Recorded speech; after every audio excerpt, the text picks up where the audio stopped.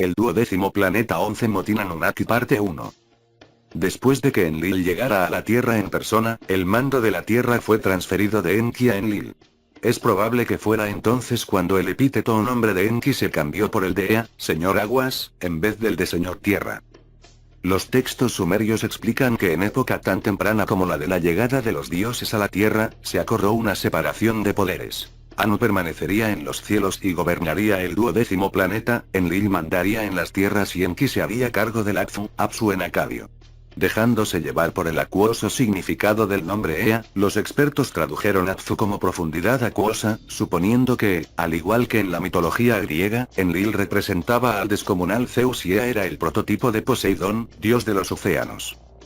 En otros casos, se hacía referencia a los dominios de Enlil como los del mundo superior, y los de Ea como los del mundo inferior. Una vez más, los expertos supusieron que Enlil controlaba la atmósfera de la Tierra, mientras que Ea era el soberano de las aguas subterráneas, el Hades griego en el que se supone que creían los mesopotámicos.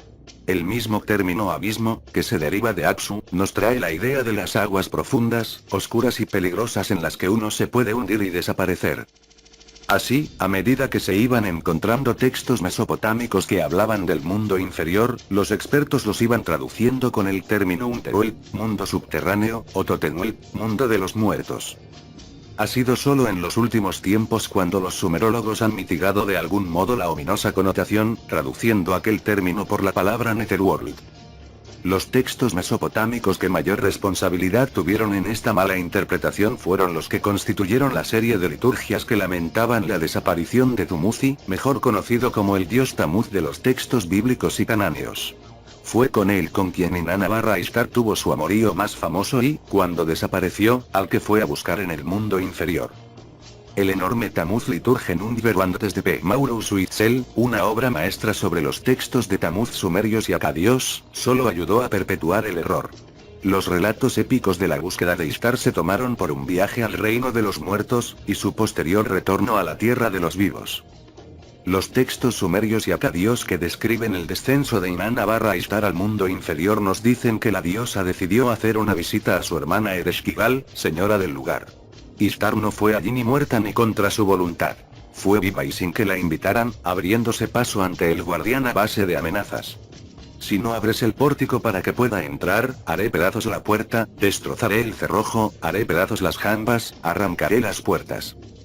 Una a una, Ishtar abrió las 7 puertas que llevaban a la morada de Ereshkigal y, cuando por fin llegó y Ereshkigal la vio, literalmente, montó en cólera. El texto acadio dice, estalló en su presencia. El texto sumerio, vago en cuanto al propósito del viaje o en cuanto a las causas de la ira de Ereshkigal, revela que Inanna esperaba este recibimiento, pues se esforzó por notificar su viaje con antelación al resto de divinidades principales, y se aseguró de que harían por rescatarla en caso de que fuera hecha prisionera en el Gran Abajo. El esposo de Ereshkigal, y señor del mundo inferior, era Nergal. El modo por el cual llegó al Gran Abajo y se convirtió en su señor no solo ofrece luz sobre la naturaleza humana de los dioses, sino que también nos demuestra que este mundo podía ser cualquier cosa menos un mundo de los muertos. Los textos sumerios lo describen como un lugar con ciclo de día y de noche, con exuberante y verde vegetación, montañas, pantanos, ríos, lagos, valles y praderas siendo recorridas por Amsis elefantes, girisienas, Mazdas gacelas que nos demuestran que el Netherworld bien y puede ser África. El 12º planeta 11 Motin Anunnaki parte 2. El relato, del cual se han encontrado varias versiones, comenzaba con un banquete en el cual los invitados de honor eran Anu, Enlil y Ea. El banquete se celebraba en los cielos, pero no en la morada de Anu en el 12º planeta.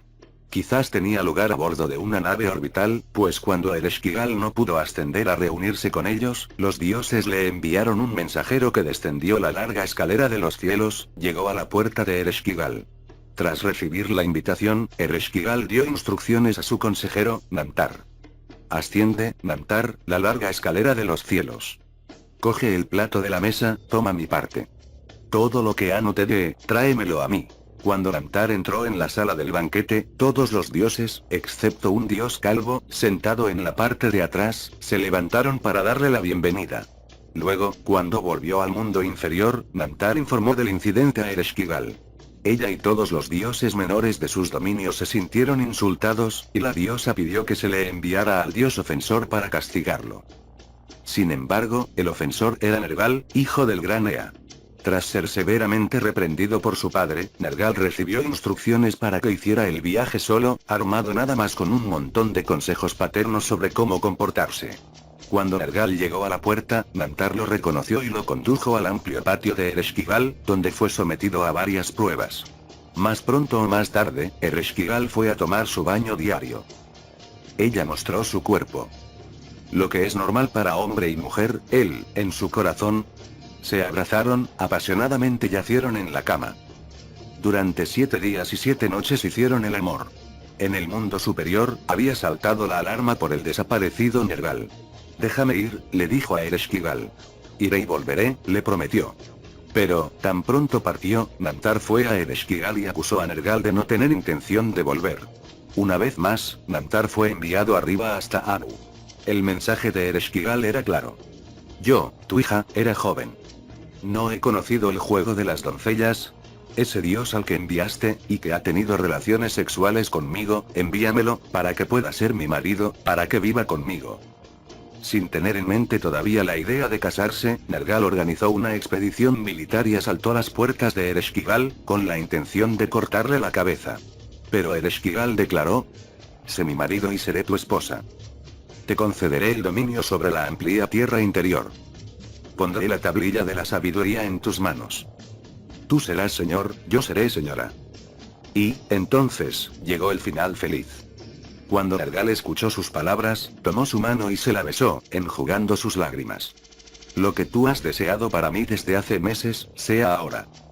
Los acontecimientos relatados no sugieren, en modo alguno, una tierra de los muertos. Todo lo contrario. Era un lugar donde los dioses podían entrar e irse, un lugar donde se podía hacer el amor, un lugar lo suficientemente importante como para confiárselo a una nieta de Enlil y a un hijo de Enki. Reconociendo que los hechos no apoyan la idea primitiva de una región sombría, W.F. Albrigo, Mesopotamian Elemensin Canaanites Chaptology, sugirió que la morada de Dumuzi en el mundo inferior era un hogar brillante y fértil en el paraíso subterráneo llamado la Boca de los Ríos, el cual estaba estrechamente asociado con el hogar de Ea en el Apsu. Era un lugar lejano y difícil de alcanzar, para poder estar seguro, una especie de zona restringida, pero no era, ciertamente, un lugar sin retorno. Al igual que Inanna, otras divinidades importantes también fueron a, y volvieron de, ese mundo inferior. Enlil fue desterrado al Apsu por un tiempo, después de violar a Ninlil. Y Ea se trasladaba constantemente entre Eridu en Sumer y el Apsu, llevando al Apsu la artesanía de Eridu y haciendo allí un noble santuario para sí mismo. Lejos de ser un lugar oscuro y desolado, fue descrito como un lugar brillante de aguas fluentes. Una tierra rica, amada por Enki. Rebosante de riquezas, perfecta en plenitud, cuyo poderoso río recorre la tierra. El 12º planeta 11 Motin Anunnaki parte 3. Hemos visto las muchas representaciones que hay de Ea como dios de las aguas fluentes. En los textos sumerios se ve que estas aguas fluentes existieron realmente, no en Sumer y en sus llanuras, sino en el Gran Abajo. W.F. Albright llamó la atención sobre un texto que trata del mundo inferior como del país de Ud.tu, en el oeste de Sumer. En él, se habla de un viaje de Enki al Apsu. Ati, Apsu, tierra pura, donde fluyen con rapidez grandes aguas, a la morada de las aguas fluentes el Señor acude. La morada de las aguas fluentes en quien las aguas puras se estableció. En medio del Apsu, un gran santuario estableció. A decir de todos, el lugar se encontraba más allá del mar. En un lamento por el hijo puro, el joven Dumuzi, se dice que fue llevado al mundo inferior en un barco. Un lamento sobre la destrucción de Sumer cuenta que Inanna se las ingenió para subir furtivamente en un barco. De sus posesiones partió. Descendió al mundo inferior. Un largo texto, poco comprendido por causa de no haberse encontrado una versión intacta, trata de un gran conflicto entre Ira, título de Nergal como señor del mundo inferior, y su hermano Marduk. Durante el transcurso del conflicto, Nergal dejó sus dominios y se enfrentó a Marduk en Babilonia. Marduk, por otra parte, le amenazó. Al Apsu descenderé, a vigilar a los Anunnaki, mis armas furiosas contra ellos levantaré. Para llegar al Apsu, Marduk dejó la tierra de Mesopotamia y viajó sobre aguas que se elevaban. Su destino era Arali, en el basamento de la Tierra, y los textos ofrecen una pista muy precisa sobre el lugar donde estaba este basamento. En el distante mar, 100 berú de agua en la distancia. El suelo de Arali está donde las piedras azules hacen enfermar, a donde el artesano de Anu lleva el hacha de plata, que brilla como el día. El berú, tanto en su aspecto de unidad de medida terrestre como en el de cálculo de tiempo, se utilizaba, probablemente, en esta última faceta cuando se trataba de viajar por el agua. Como tal, consistía en una hora doble, de manera que 100 berú significaría 200 horas de navegación. No tenemos forma de determinar la velocidad de navegación media o supuesta que se empleaba en aquellos antiguos cálculos de distancias, pero no hay duda de que se podía alcanzar una tierra verdaderamente distante después de un viaje por mar de 3, 4 o 5 mil kilómetros. Los textos indican que Arali estaba situada al oeste y al sur de Sumer.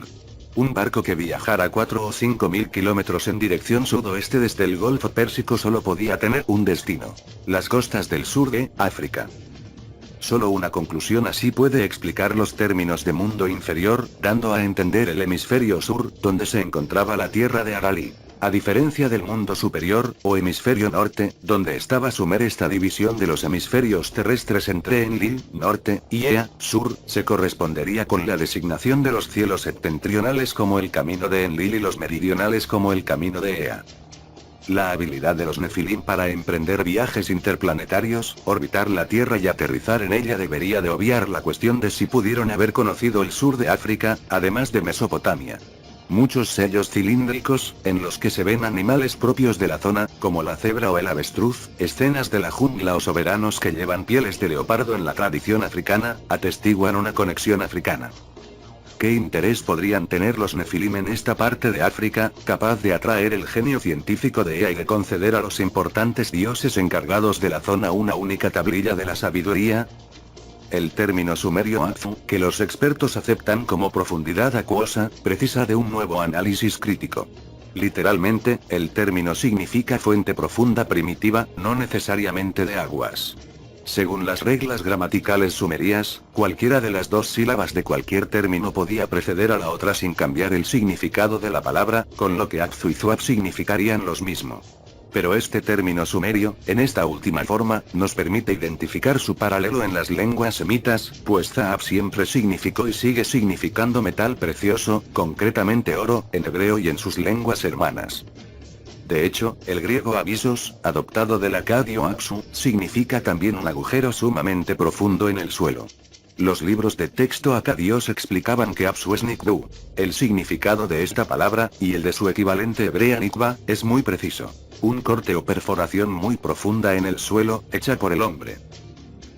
P. Jensen, Die Kosmologie der Babylonier, ya observó en 1890 que el término acadio Birnimiku no debería de traducirse como casa de sabiduría, sino como casa de profundidad. Jensen citaba un texto, VR 30, 49, 50a, que decía: es de Birnimiku de donde el oro y la plata vienen. Otro texto, I.R.57, 35a, explicaba, según Jensen, que el nombre acadio diosa Shala de Nimiki era la traducción del epíteto sumerio diosa que entrega el brillante bronce. El término acadio Nimiku, que se ha traducido como sabiduría, concluyó Jensen, tiene que ver con los metales. ¿Pero por qué? Simplemente admitió, no lo sé. Algunos himnos mesopotámicos a Ea lo ensalzan como Bel Nimiti, traducido Señor de la Sabiduría. Pero la traducción correcta debería de ser, indudablemente, Señor de la Minería. El 12º planeta 11 Motin Anunnaki parte 4. Del mismo modo que la tablilla de los destinos de Nippur contenía datos orbitales, la tablilla de la sabiduría confiada a Nergal y a Ereshkigal era, de hecho, una tablilla de la minería, un banco de datos sobre las operaciones mineras de los Nefilim.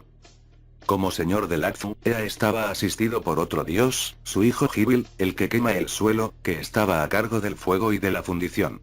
Al herrero de la tierra se le suele representar como a un dios joven cuyos hombros emiten rayos rojos y calientes o incluso chispas de fuego, un joven dios que emerge del suelo o está a punto de sumergirse en él. Los textos dicen que Ea remojó a Gibil en sabiduría, queriendo decir en realidad que Ea le enseñó las técnicas de la minería. El mineral de metal que los Nefilim extraían en el sudeste de África era transportado hasta Mesopotamia en barcos de carga específicamente diseñados que recibían el nombre de Magur Urnuatfu, barco para mineral del mundo inferior. Desde allí, el mineral se llevaba hasta Bhakti Vidha, cuyo nombre significa, literalmente, la fundación de metalurgia. Fundido y refinado, el metal se vertía en lingotes que no cambiaron de forma durante milenios. Se han encontrado lingotes de estos en varias excavaciones de Oriente Próximo, confirmando la fiabilidad de los pictogramas sumerios como representaciones verdaderas de los objetos que plasmaban por escrito. El signo sumerio para el término zag, precioso purificado, era la imagen de un lingote. En épocas primitivas, parece ser que tenían un agujero que los recorría longitudinalmente, y por el cual se insertaba una vara. Los diversos nombres y epítetos de la africana tierra de las minas de Ea están repletos de pistas sobre su localización y naturaleza.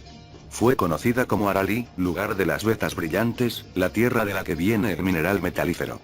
Inanna, mientras estaba planeando su descenso al hemisferio sur, se refirió al lugar como la tierra donde el metal precioso está cubierto de suelo, está bajo tierra. Un texto del que informó Erika Reiner, en el que se hace una relación de montañas y ríos del mundo sumerio, dice: Monte Arali, hogar del oro. Y en un texto fragmentario descrito por H. Radau, se confirma que Arali fue la tierra de la que dependía Bhakti Vidha para seguir con sus trabajos. Los textos mesopotámicos hablan de la tierra de las minas como de una tierra montañosa, con mesetas y llanuras cubiertas de hierba, y con una exuberante vegetación. En los textos sumerios, se dice que la capital de Ereshkigal en aquella tierra estaba en el Gakkurra, en el pecho de las montañas, tierra adentro. En la versión acadía del viaje de Ishtar, el guardián le da la bienvenida. Entra mi señora, que Kutu se alegre por ti. Que el palacio de la tierra de Mugía se alegre con tu presencia. El término Kutu, que en acadio transmite la idea de aquello que está en el corazón de la tierra, tiene, en su origen sumerio, el significado de las brillantes tierras altas. Era una tierra, todos los textos lo sugieren, con días brillantes, plenos de sol. Los términos sumerios para indicar el oro, Kuji, brillante fuera de la tierra, y la plata, Kubabar, oro brillante, conservaron la asociación original de los metales preciosos con los brillantes, Ku, dominios de Ereshkigal.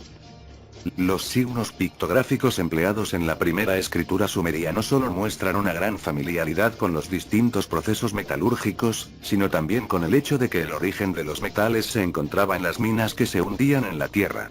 Los términos del cobre y del bronce, piedra bella y brillante, del oro, el metal supremo de la mina, o de refinado purificado brillante, eran, todos ellos, variantes pictóricas del pozo de la mina, abertura barra boca para el rojo oscuro metal. Fig. 143. El nombre de la tierra, Arali, también se podía escribir como una variante del pictograma de rojo oscuro suelo, de Kush, rojo oscuro, para, con el tiempo, significar negro, o de los metales que se extraían allí. Los pictogramas siempre mostraban variantes del pozo de una mina. Fig. 144. Las amplias referencias al oro y a otros metales en los textos antiguos sugieren cierta familiaridad con la metalurgia en tiempos primitivos. Ya existía un animado comercio de metales en los mismos inicios de la civilización, consecuencia del conocimiento que la humanidad heredó de los dioses, que, según dicen los textos, ya estaban involucrados en la minería y en la metalurgia bastante antes de la aparición del hombre. Muchos estudios en los que se vinculan los relatos divinos mesopotámicos con la lista bíblica de patriarcas antediluvianos señalan que, según la Biblia, Tubal-Caín fue un artífice del oro, el cobre y el hierro mucho antes del diluvio. En el Antiguo Testamento se habla de la tierra de Ofir, que estaba probablemente en algún lugar de África, como de una fuente de oro en la antigüedad. Los convoyes de barcos del rey Salomón partían de Esyon-Geber, la actual Elat, para atravesar el Mar Rojo. Que iban a Ofir y traían desde allí oro. Intentando evitar las demoras en la construcción del templo del Señor en Jerusalén, Salomón llegó a un acuerdo con su aliado, Hiram, rey de Tiro, para mandar una segunda flota a Ofir por una ruta alternativa. Y el rey tenía una flota de Tarsis en el mar con la flota de Hiram. Y cada 3 años venía la flota de Tarsis, trayendo oro, plata, marfil, simios y monos. A la flota de Tarsis le llevaba 3 años completar el viaje. Contando con el tiempo necesario para cargar en Ofir, el viaje en cada dirección debió de durar algo más de 1 año. Esto sugiere una ruta mucho más indirecta que la ruta directa a través del Mar Rojo y el Océano Índico, una ruta alrededor de África. La mayoría de los estudiosos sitúan Tarsis al oeste del Mediterráneo, posiblemente en o cerca del actual estrecho de Gibraltar.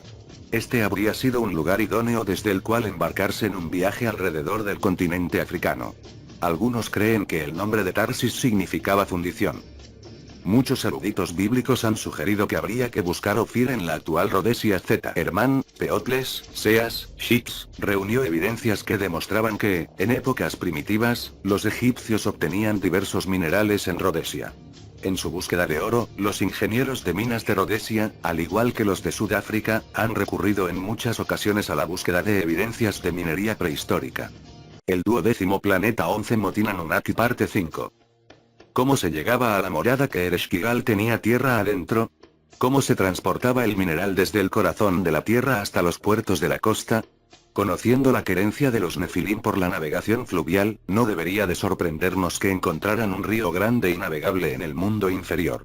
El relato de Enlil y Ninlil nos dice que Enlil fue enviado al exilio en el mundo inferior.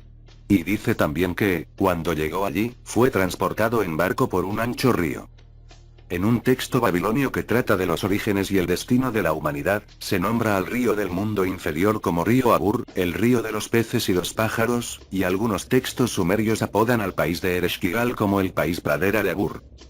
De los 4 grandes ríos de África, uno, el Nilo, fluye hacia el norte, hasta el Mediterráneo. El Congo y el Níger desembocan en el Atlántico, por el oeste. Y el Zambeze corre desde el corazón de África haciendo un semicírculo en dirección este hasta desembocar en la costa oriental.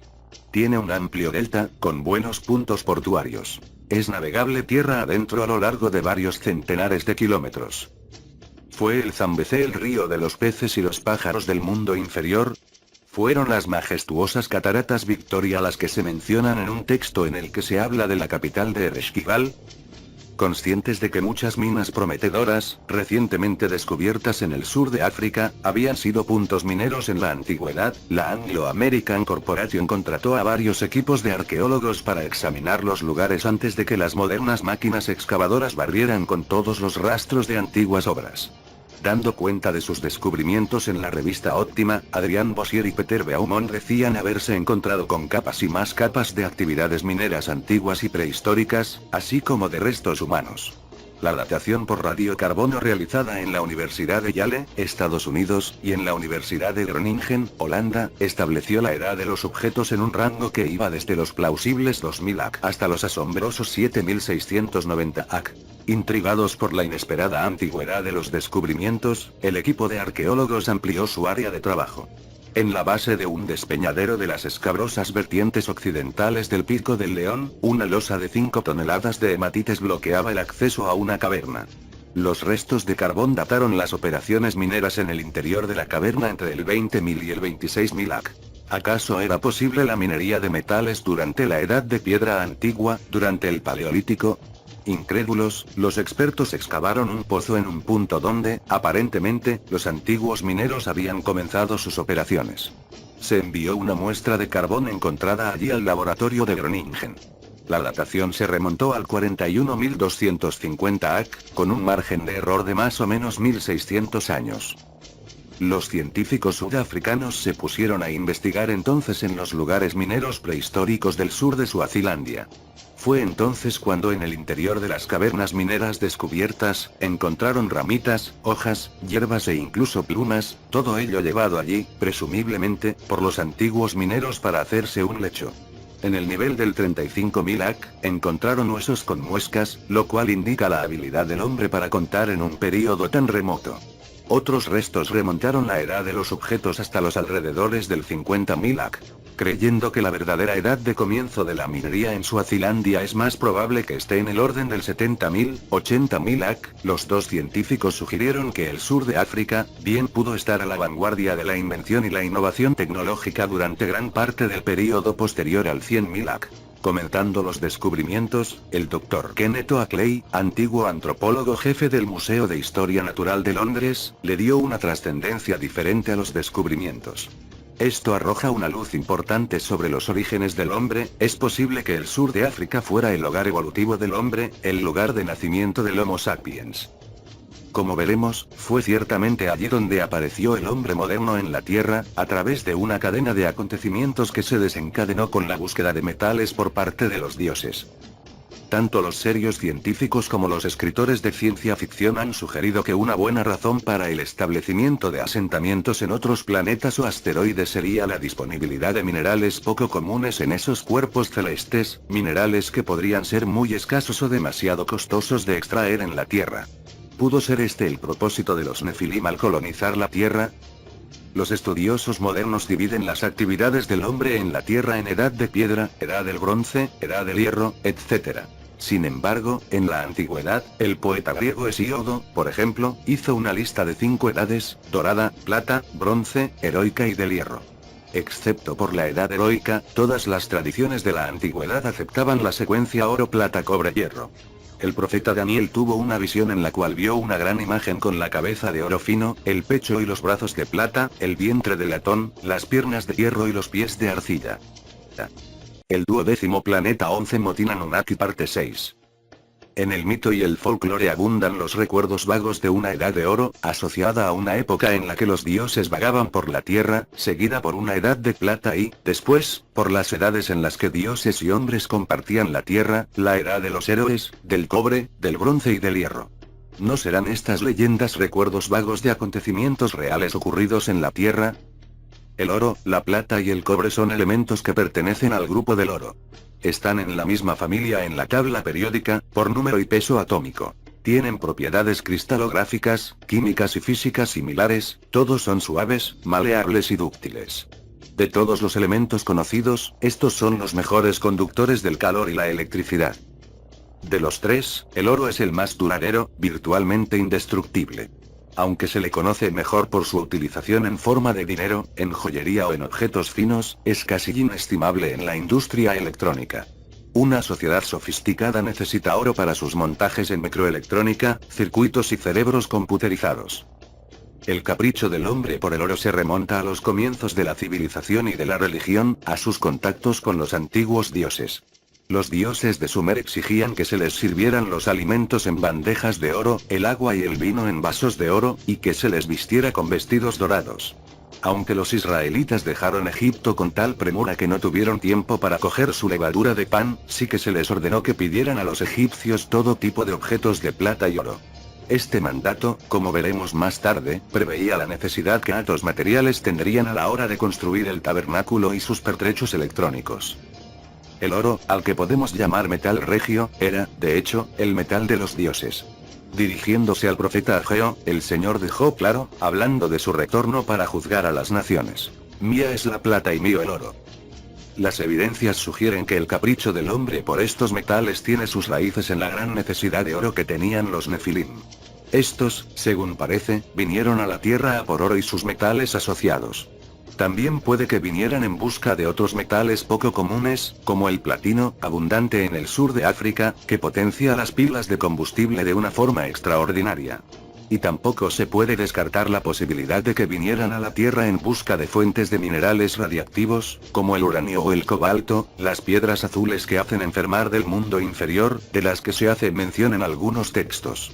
En muchas representaciones se ve a Ea, como dios de la minería, emitiendo tan poderosos rayos al salir de una mina que los dioses que le asisten tienen que usar pantallas protectoras. En todas estas representaciones, se muestra a Ea sosteniendo una sierra de roca de minero. Aunque Enki estaba al cargo del primer grupo que aterrizó y del desarrollo del Akzu, los méritos de lo conseguido, como en el caso de cualquier general, no se le deben atribuir solo a él.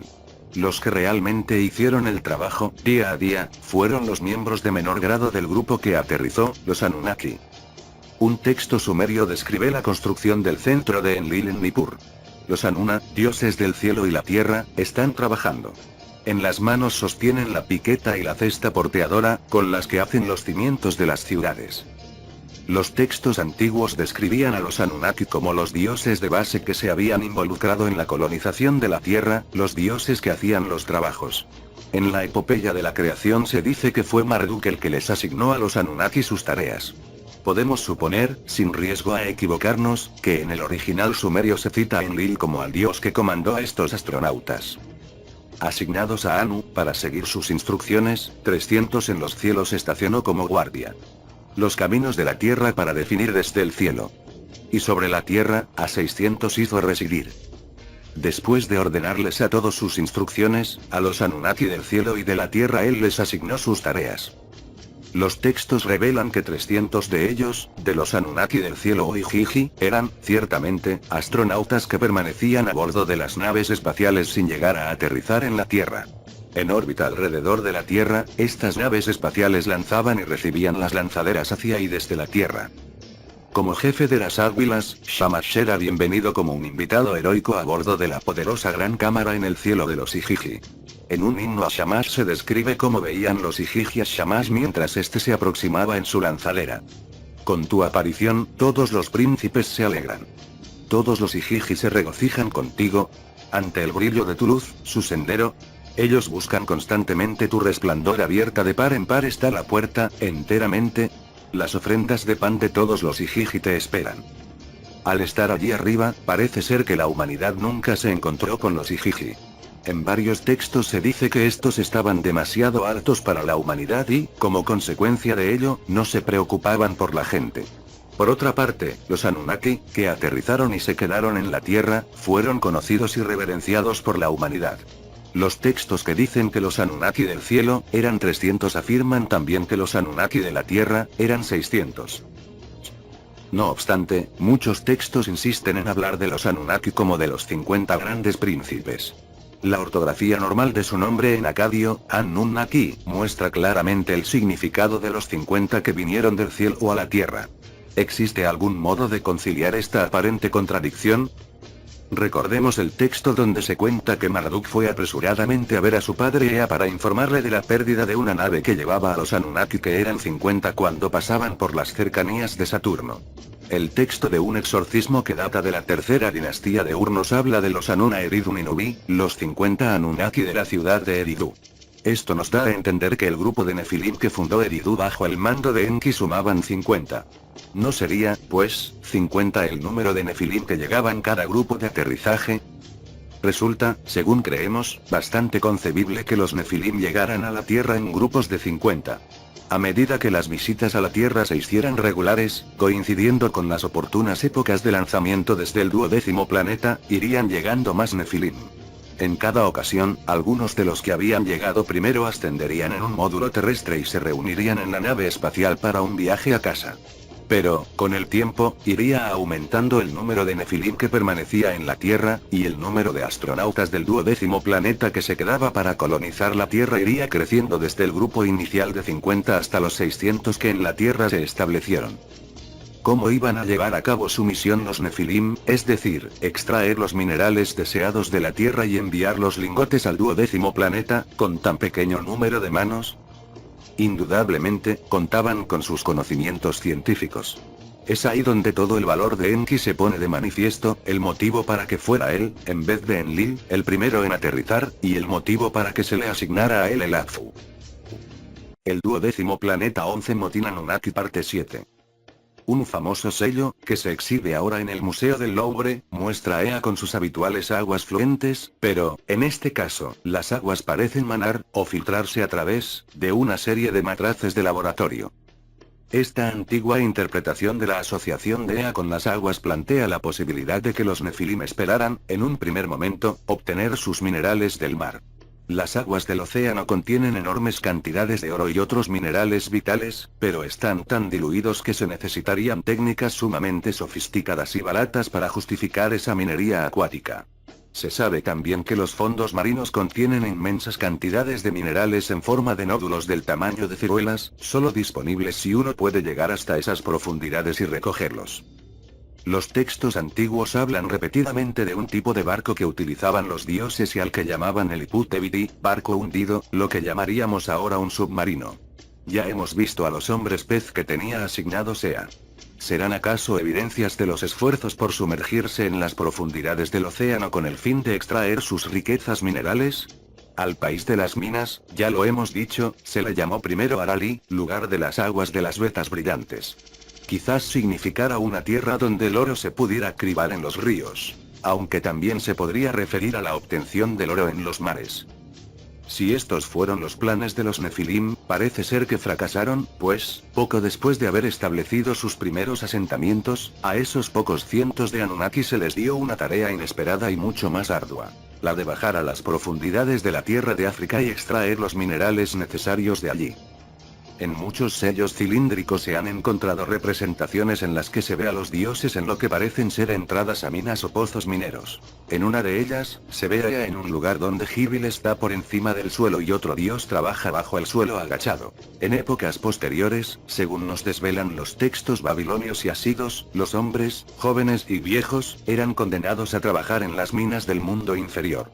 Trabajando en la oscuridad y comiendo tierra, estaban condenados a no volver nunca más a su hogar. Este es el motivo por el cual el epíteto sumerio de aquel país, Kur, Ungia, adquirió la interpretación de país sin retorno. Su significado literal era país donde los dioses que trabajan, en profundos túneles amontonan los minerales. Todas las fuentes antiguas atestiguan que el hombre no estaba aún en la tierra en la época en la que los Nefilim se establecieron en ella. Y, al no haber humanidad, los pocos Anunnaki que había en el planeta tenían que trabajar en las minas. Ishtar, cuando bajó al mundo inferior, comentó que los atareados Anunnaki comían sus alimentos mezclados con barro y bebían agua enfangada. Con esta panorámica, no nos costará comprender un texto épico titulado, por el versículo con el que comienza, como era la costumbre cuando los dioses, al igual que los hombres, tenían que trabajar. Recomponiendo gran cantidad de fragmentos de versiones babilonias y asirias, W.G. Lambertiar, Millar, H. Asis, The Babylonian Story of the Flood, pudieron ofrecer un texto continuo. Estos investigadores llegaron a la conclusión de que el relato se basaba en versiones sumerias más antiguas y, posiblemente, en una tradición oral aún más primitiva sobre la llegada de los dioses a la tierra, la creación del hombre y su destrucción con el diluvio. Muchos de los versículos solo tienen valor literario para sus traductores, pero para nosotros resultan altamente significativos, pues corroboran los descubrimientos y conclusiones que hemos expuesto en los capítulos precedentes. Por otra parte, explican también las circunstancias que llevaron al motín de los Anunnaki. La historia comienza cuando solo los dioses vivían en la tierra. Cuando los dioses, al igual que los hombres, tenían que trabajar y sufrir la labor de los dioses era grande, el trabajo era pesado, la aflicción era mucha. En aquel tiempo, relata la epopeya, las divinidades principales se habían repartido ya los mandos entre ellos. Anu, padre de los Anunnaki, era su rey celestial. Su Lord Canciller era el guerrero Enlil. Su oficial jefe era Ninurta, y su alguacil era Enlil. Los dioses habían unido sus manos, habían echado suertes y habían dividido. Anu se había vuelto al cielo, dejó la tierra a sus súbditos. Los mares, encerrados como con un lazo, se los habían dado a Enki, el príncipe. Se establecieron 7 ciudades, y el texto hace referencia a 7 Anunnaki que fueron comandantes de ciudad. La disciplina debió ser estricta, pues el texto nos cuenta que los 7 grandes Anunnaki fueron los que hicieron que los dioses menores sufrieran el trabajo. De todas las tareas que se les encomendaron, parece ser que la más común, la más ardua y la más aborrecida fue la de cavar. Los dioses menores cavaron los lechos de los ríos para hacerlos navegables, cavaron canales para la irrigación y cavaron en el Aksu para sacar minerales de la tierra. Aunque disponían, indudablemente, de algunas herramientas sofisticadas, los textos hablan del hacha de plata que brilla como el día, incluso bajo tierra, el trabajo era demasiado exigente. Durante mucho tiempo, durante 40 periodos, para ser exactos, los Anunnaki sufrieron la labor. Y, después, gritaron: ¡basta! Ellos se quejaban, murmuraban, refunfuñaban en las excavaciones. La oportunidad para el motín se les presentó, según parece, durante una visita de Enlil a la zona minera. No desperdiciaron la ocasión, y los Anunnaki se dijeron unos a otros: hagamos frente a nuestro, el oficial jefe, que nos libere de nuestro pesado trabajo. Al rey de los dioses, al héroe Enlil, vamos a enervarle en su morada. No tardaron en encontrar a un líder u organizador del motín.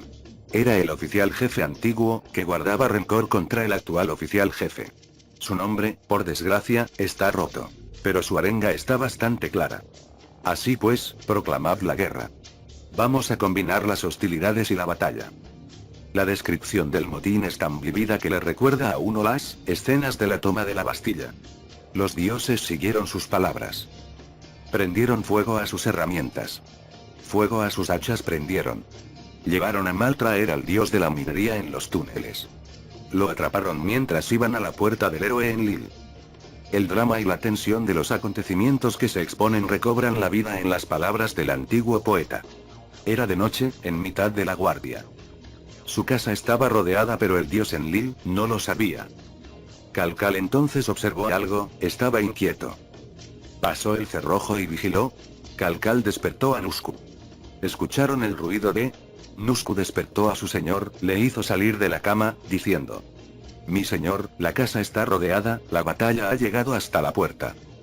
La primera reacción de Enlil fue la de tomar las armas contra los amotinados. Pero Nusku, su canciller, le sugirió un consejo de los dioses. Transmite un mensaje para que Anu baje. Que traigan a Enki a tu presencia. Él transmitió y Anu bajó.